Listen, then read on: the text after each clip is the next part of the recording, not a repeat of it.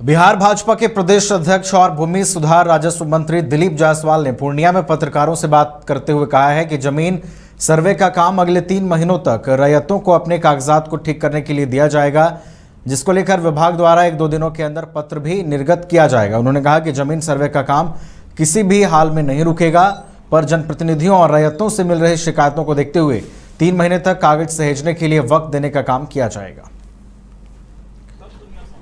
पहले हम अपने घर में तो और अगर भविष्य तय हो जाएगा तो थाना में 60% विवाद रुक जाएगा। सिविल कोर्ट में दादा केस करता है सिविल सूट तो पोता को जजमेंट मिलता है और बेचारा जमीन का मालिक जो है न्याय पाते पाते ऊपर चला जाता है।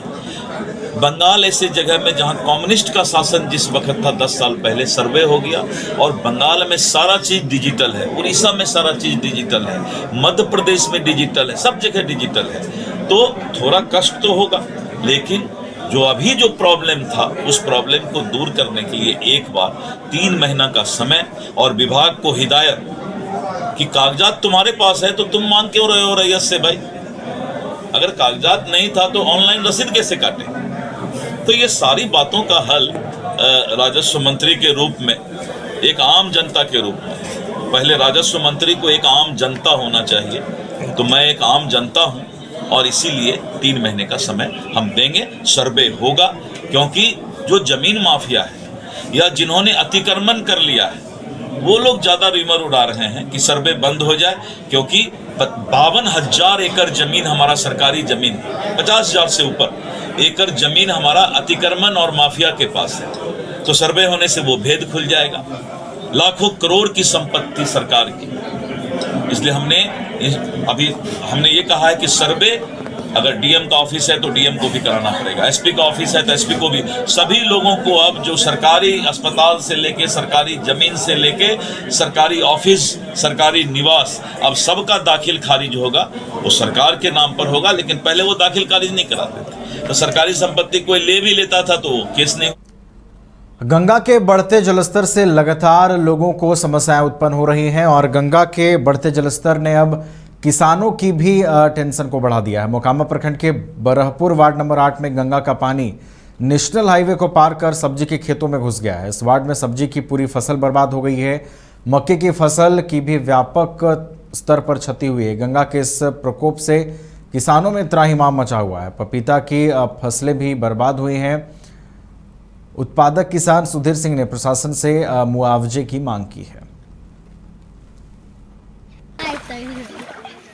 स्थिति भी है, ये गंगा जी में उफान आने के चलते NH 31 पार करके बरहपुर पंचायत के वार्ड नंबर 8 में 50 बीघा खेत में पानी अभी गंगा जी का प्रवेश कर चुका है और रात भर में लगता है 100 बीघा के खेत में पानी प्रवेश करेगा अगर ये रफ्तार रहा तब, जिससे हम सभी किसान के जो जिसका मरूसी खेत है उसका भी नुकसान है, बटेदार का नुकसान है, पट्टेदार का नुकसान है। इसलिए हम मीडिया वाला भाई से अनुरोध करते हैं कि सरकार के यहाँ ये सूचना दे दें कि भाई बरहपुर पंचायत के वार्ड नंबर 8 के किसानों को जो नुकसान हुआ है उसका मुआवजा दें। अभी ये पानी गंगा जी के पानी जहर के रूप में होता है, जिस खेत में चला गया उस खेत की सभी फसल नष्ट हो जाएगी।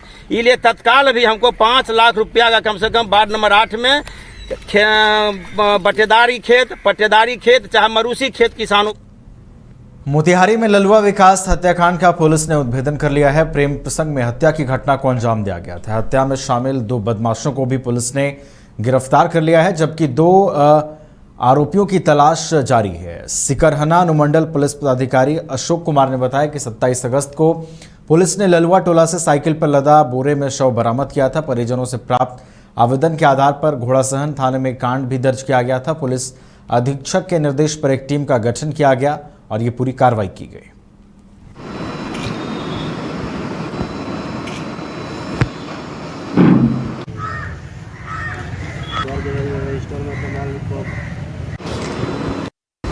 पिछले माह 27/8/2024 को ललुआ गांव में हम लोग को एक बॉडी मिला था जो बोरा में साइकिल पर रखा हुआ था और इस पर एक अज्ञात प्राथमिकी भी दर्ज की गई थी।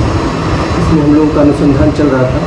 पुलिस निरीक्षक महोदय पूर्वी चंपारण के निर्देशानुसार इसमें हम लोग वैज्ञानिक अनुसंधान भी शामिल किए थे, टेक्निकल अनुसंधान भी। इसमें टेक्निकल साक्ष्य के आधार पर हम लोग 2 अभियुक्त को गिरफ्तार किए हैं और उसको हम लोग जेल भेज रहे हैं। केस सफलतापूर्वक इसको डिटेक्ट हो गया है हमारा। इसमें कितने लोग शामिल हैं इस घटना में? इसमें जो अब तक हमारे साक्ष्य में आए हैं 3 को हम लोग पहचान कर चुके हैं, एक और की पहचान इसमें उसकी संलिप्तता है हमारी, तो उसकी संलिप्तता है यह हम लोग मान रहे हैं, इसमें मान कर चल रहे हैं। घटना का कारण क्या है सर? घटना का कारण प्रेम प्रसंग है, जो अभियुक्त है उनकी बहन और उसकी प्रेमिका को लेकर के आपसी एक विवाद के कारण ही ये घटना हुआ। सर कितना दिनों से प्रेम प्रसंग चल रहा था सर? ये प्रेम प्रसंग पिछले कई महीनों से है, लेकिन इन लोगों का जो विवाद हुआ है वो पिछले 3 महीने में शुरू हुआ है। हत्या से लगभग 3 महीने पूर्व हुए। पिछले माह 27/8/2024 को ललवा गांव में हम लोग को एक बॉडी मिला था जो बोरा में साइकिल पर रखा हुआ था। और बड़ी खबर राजधानी पटना से है, जहां बिहटा में एनआईटी की छात्रा की आत्महत्या किए जाने के बाद पटना में एनआईटी कैंपस में छात्रों ने जमकर हंगामा किया है। आपको बता दें कि देर रात यह हंगामा शुरू हुआ और देर रात तक छात्रों में आक्रोश देखने को मिला। आंध्र प्रदेश की रहने वाली पल्लवी रेड्डी 2nd सेमेस्टर की कंप्यूटर साइंस फैकल्टी की छात्रा थी, जिसकी आत्महत्या की खबर सामने आई। छात्रों ने निदेशक के आवास का घेराव कर दिया है। मामले की गंभीरता को देखते हुए कई थानों की पुलिस टीम देर रात से ही एनआईटी कैंपस में कैंप करती रही।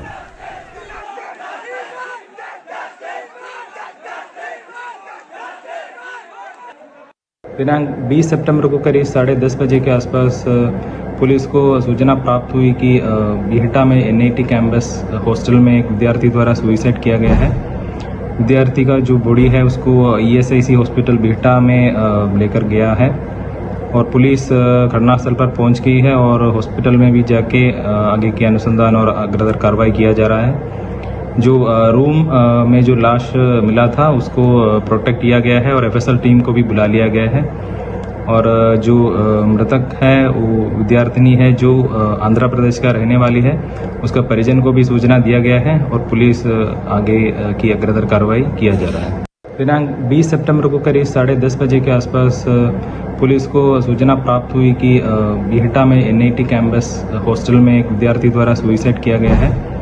विद्यार्थी का जो बॉडी है उसको ईएसआईसी हॉस्पिटल बिहटा में लेकर गया है और पुलिस घटना